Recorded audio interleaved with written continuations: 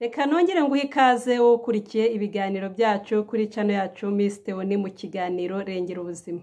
Uyu munsi rero turagarutse aho nje kukwereka amavuta meza ugomba gukoresha mu musatsi wawe. Hanyuma kandi nunyurwa uzajya utwandikira muri comment utubwire uko bimeze. Kambanze mbifurize kumererwa neza, mbifuzirize kugira ubuzima buzira umuze, ubuzima buzira indwara, kubaho munezerewe mutuje kandi mwumva muri mu mahoro. Nuwumva rwose byanze yumve ko Uwiteka hari, yumve ko Nyagasani ahamubereye ubuzima buri buze kugenda neza, ari buze kongera kumva atuje anezerewe. Uwo byanga kandi nawe nyamuneka burya iyo wumvishe byanze mu buzima ujya kwa muganga bakagufasha kongera gusubiza ubuzima mu mwanya wabwo ukongera ukumva umerewe neza. Ikaze rero ni muganga Theophila muri kumwe nk'ibisanzwe. Mu kiganiro cy'ubushize nari ndi kubabwira ku ndwara umusatsi urwara cyangwa se ku ndwara zangiza umusatsi. Muri izo ndwara rero twabonyemo nyinshi cyane zitandukanye zigera kuri 5, ngira ngo nimba waradukurikiye rwose wabashiye gusobanukirwa neza iyo umusatsi wawe ushobora kuba uhura nayo. Nyuma y'izo ndwara rero mbazaniye amavuta meza, uruvange rwiza ushobora gukoresha mu musatsi wawe ukagira umusatsi mwiza. Nge iyo ndi kuganira n'abantu ngerageza gukoresha ibintu bihendutse bya bindi buri muntu wese abasha kubona. Hari abo uzabona bakwereka andi mavuta yo muri ubu bwoko anahenze, ariko nge nagerageje kukwereka noneho amavuta buri muntu wese yabasha kwibonera. Ngira ngo muri kuyareba rero aya mavuta aragendana n'aya ngaya. Aya ngaya iyo yaguze rwose ubuzi ko azamara igihe kinini, ntago ako kanya ahita ashira. Ngira ngo uri kubona ngewe aho nyagejeje naya nkoresha mu musatsi wanjye, kandi rwose urabona ko umusatsi nta kibazo ufite. Nawe rero tangira uyakoreshe uzambwira ese igisubizo cyiza wabonye. Dore impamvu nabateguriye uruvange rw'aya mavuta rero nuko ano mavuta akungahaye ku ntungamubiri nyinshi cyane zifasha umusatsi. Sinibaza impamvu uguma ugira ikibazo cyo kugira umusatsi mwiza kandi igisubizo mba nakikuzaniye. Ahubwo icyo ubusabwa ni ukunkurikira ukabyumva neza, ukumva icyo bigufasha, ukumva intungamubiri zirimo kugira ngo umusatsi wawe urusheho kumera neza. Buriya umusatsi ukenera ibyo kurya nk'uko n'umubiri ubikenera.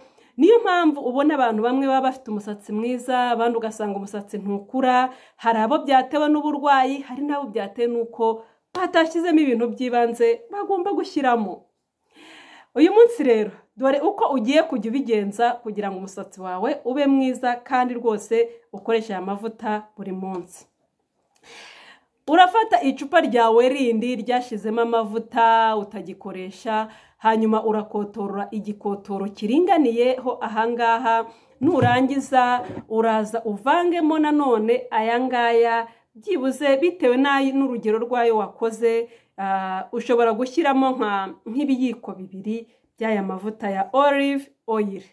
Hanyuma kandi iyo umaze kubivanga niyo mavuta ukoresha wisiga mu musatsi wawe. Nakubwiye ko ngiye aya mavuta niyo nkoresha, niyo atuma umusatsi wanjye umera neza.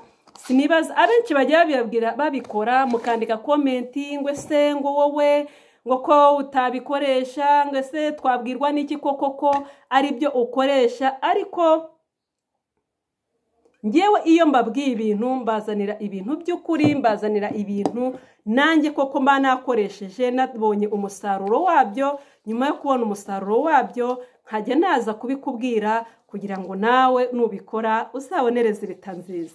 Amavuta meza rero mwayabonye, nta kindi ukora ni ukuyasiga mu musatsi wawe mu buryo wumva ubyifuzamo, mu buryo wumva ubishakamo, ubundi umusatsi wawe ukagenda ukamera neza. Ndakeka buri wese udukurikiye, buri wese ukunda ibiganiro byacu, guhera uyu munsi agiye gutangira yite ku musatsi. Nzi neza ko abantu benshi ni igice kimwe cy'umubiri abantu bagomba kwitaho, abantu bafata umwanya munini cyane barimo kwitaho. Muri aya mavuta rero nakubwiye ko umusatsi ukenera vitamine D, vitamine E, ukenera calcium, ukenera iron, ukenera potassium n'izindi za karori zitandukanye umusatsi uba uzikeneye kugira ngo use neza. Niyo mpamvu rero utunga umusatsi mwiza bigendana no kurya indyo yuzuyemo za ntungamubiri zose ndi kubabwira. Tangira nonaha utangire wite ku musatsi wawe, ndakwizeza ko bizagenda neza hamwe no gusenga. Kandi nyamuneka ntugakora ibintu udafite kwizera. Jya ubanza wumva ufite kwizera, nyuma yo kugira kwizera utangire ukore ibyo ugiye gukora, bizajya bigenda neza, bizajya bibyara umusaruro mwiza. Mukomeze mugubwe neza, mbifurije kugira amagara mazima, mbifurije guhorana imigisha, mbifurije gutera imbere, mbifurije kuguma mujya imbere mu byo mukora byose. Dukomeze twibane rero hano kuri channel yacu Rengera Ubuzima hamwe na muganga Theophila mu biganiro bivuga ku buzima. Muri iyi minsi ngiye kubanza nigisha abantu ku kintu kijyanye n'umusatsi, babwire ku ndwara, ibyo ukenera, uko ugomba kuwitaho. Nimumara kunyurwa, mumaze kunyurwa, nzongera nimuke njye no ku yindi sije. Nawe nimba hariyo kandi wumva ukeneye ko twaganiraho, twandikire muri komenti tuyiganireho, tuyivugeho, tukwigisheho byinshi cyane uburyo ugomba kwitwara. Mukomeze mugubwe neza, mbifurije kurama.